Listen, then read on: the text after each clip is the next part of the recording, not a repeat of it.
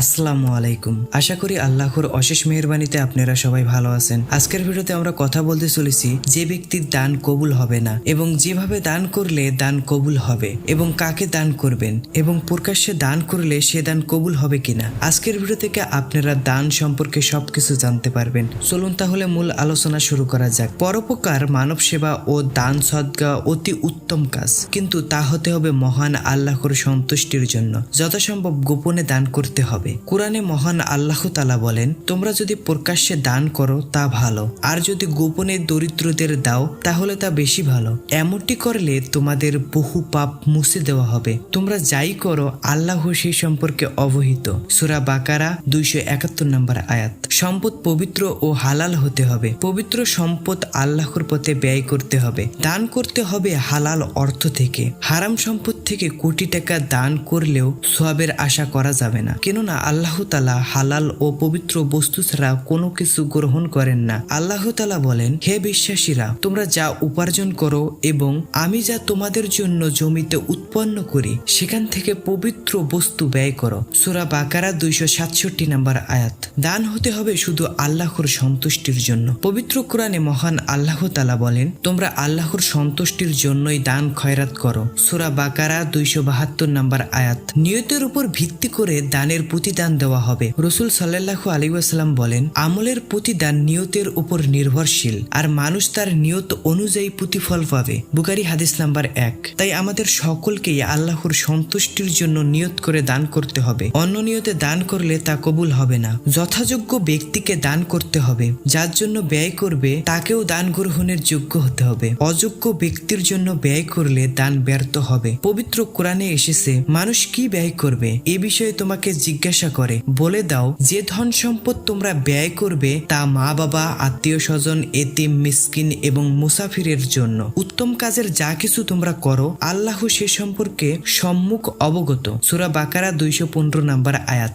দান হতে হবে নিঃস্বার্থে। দান সদকায় কোনো স্বার্থ ও বৈষয়িক সুবিধা থাকলে তা দানের মহিমা ক্ষুণ্ণ করে। মহান আল্লাহ সৎকর্মশীলদের পরিচয় দিয়ে বলেন, তারা খাদ্যর প্রতি আসক্তি থাকা সত্ত্বেও মিসকিন, এতিম ও বন্দীকে খাদ্য দান করে। তারা বলে, আমরা তো আল্লাহর সন্তুষ্টির উদ্দেশ্যেই তোমাদের খাদ্য দান করি। আমরা তোমাদের থেকে কোনো প্রতিদান চাই না এবং কোনো কৃতজ্ঞতাও চাই না। আমরা আমাদের রবের পক্ষ থেকে এক ভয়ঙ্কর ভীতিপ্রদ দিবসের ভয় করি। সুতরাং সেই দিবসের অকল্যাণ থেকে আল্লাহ তাদের রক্ষা করলেন এবং তাদের প্রদান করলেন উজ্জ্বলতা ও উৎফুল্লতা। সূরা দাহর 5 থেকে 11 নম্বর আয়াত। দান শুধু তখন আল্লাহর পথে ব্যয় বলে কবুল হবে যখন দানের ক্ষেত্রে কোনো ধরনের স্বার্থ উদ্ধারের চিন্তা থাকবে না, আত্মপ্রচার ও প্রদর্শনের ইচ্ছা থাকবে না, খোঁটা দেওয়া ও কষ্ট দেওয়ার চেষ্টা থাকবে না এবং আত্মপ্রচার করা যাবে না। বরং দানের সময় মন মগজে আল্লাহর ভালোবাসা ও সন্তুষ্টি লাভের উদ্দেশ্য ছাড়া অন্য কোনো চিন্তা না থাকলেই ওই দান কবুল হবে আশা করা যায়। পবিত্র কোরআনে মহান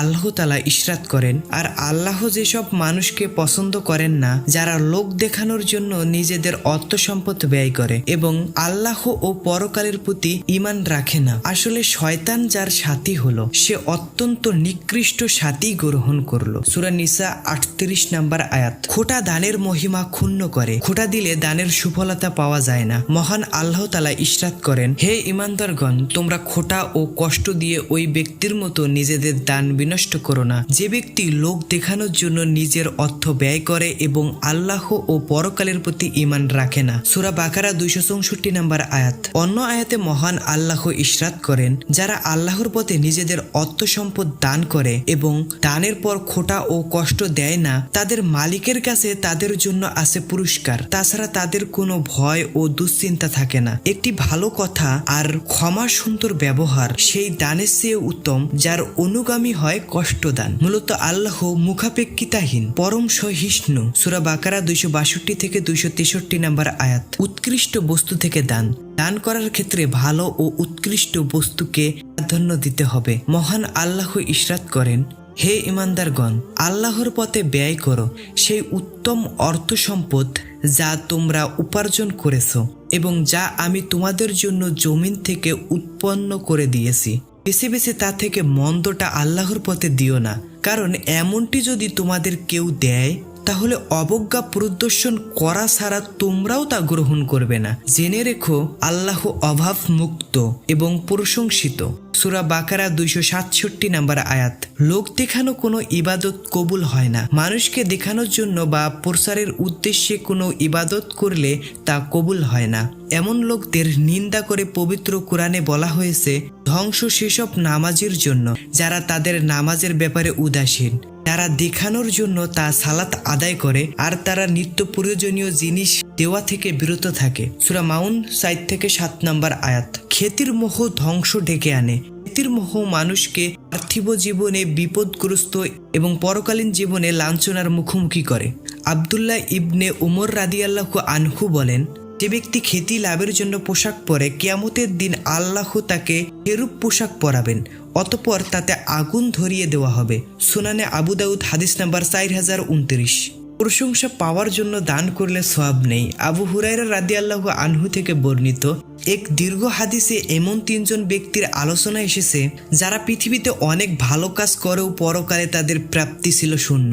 এই 3 ব্যক্তির প্রথম জন খ্যাতির মোহে জিহাদ করে শহীদ হয়েছিল, দ্বিতীয় জন খ্যাতির মোহে জ্ঞান অর্জন করেছিল এবং তৃতীয় জন খ্যাতির মোহে দান করেছিল।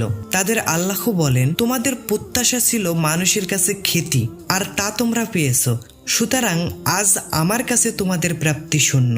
নাসাই 3137 নম্বর হাদিস। তাই আসুন আমরা লোক দেখানোর জন্য দান না করে আল্লাহর সন্তুষ্টির জন্য করি এবং আমাদের হালাল সম্পদ থেকে দান করি এবং যথাসম্ভব গোপনে দান করি এবং আল্লাহর দেখানো পথে চলি। তো এই ছিল আজকে আমাদের ভিডিও। আমাদের ভিডিওটি ভালো লেগে থাকলে অবশ্যই লাইকটি দিয়ে দেবেন এবং এর পরবর্তীতে কি বিষয়ে ভিডিও চান সেটি কমেন্ট বক্সে জানিয়ে দেবেন। তো দেখা হবে নতুন আরেকটি ভিডিওতে। সেই পর্যন্ত আল্লাহ হাফেজ।